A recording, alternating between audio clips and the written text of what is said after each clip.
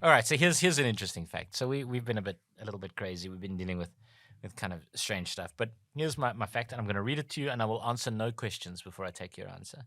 The surgeon who first suggested that washing hands reduced the mortality in surgery was considered crazy by the medical community when he couldn't come up with a reason for why this might be. And he was subsequently committed to an asylum where he died after being viciously beaten by the guards. Oh, no. I can imagine the first part, but the second part you watched in like Stranger Things or something like that. No, hang on. Why do you say that? Yeah. Why do you say that, Ryan? Florence Nightingale was brilliant, I believe. She used to beat people to death, didn't she? She was brilliant. Bless me, guys. She's well known for beating people to death in the asylums.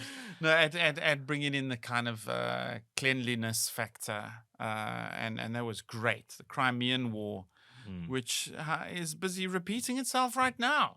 I'll go there. And yeah, Florence Nightingale. So I can imagine how the initial fact is true. Wash your hands during surgery, before surgery.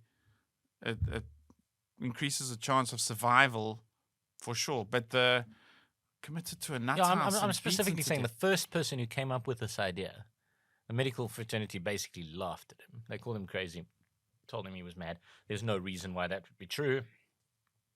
And as a result, he was committed to an asylum and where he was beaten to death by the guards. No, it's a lie. It's a Especially lie. that second part, yeah. So, his name was Ignaz Semmelweis. He was a Hungarian. Yeah? In the mid-1800s. Yeah? And he's now described as being the savior of mothers because he was an obstetrician. Oh. And he noticed that washing his hands stopped mortality, basically like reduced mortality to next to nothing. And he told, he'd wash his hands with chlorinated lime solutions. And he told the medical fraternity that this was the case. And they literally told him that there's no reason why that would be the case because they hadn't discovered bacteria yet. So they said to him, there's no particular reason why this would be the case. And they did. They thought he was a crazy man. They thought he was a lunatic. He had a breakdown.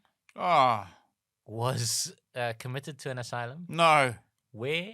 No. He was beaten by the guards and died 2 weeks later of his illnesses. Damn it.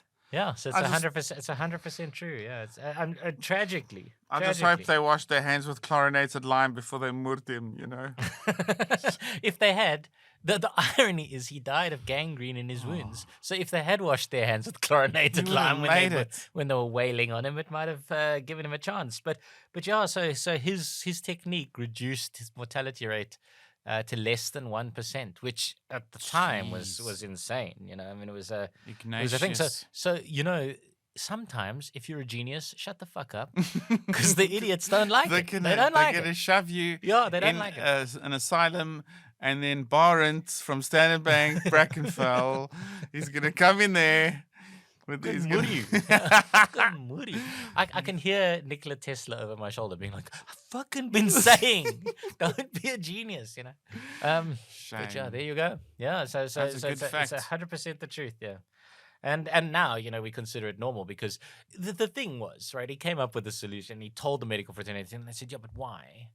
And he couldn't say why. He was just like, well, listen, this is a thing I've observed. You wash your hands and fewer people die.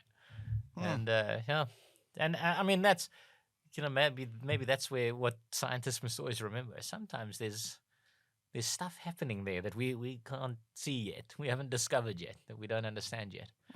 So there you are.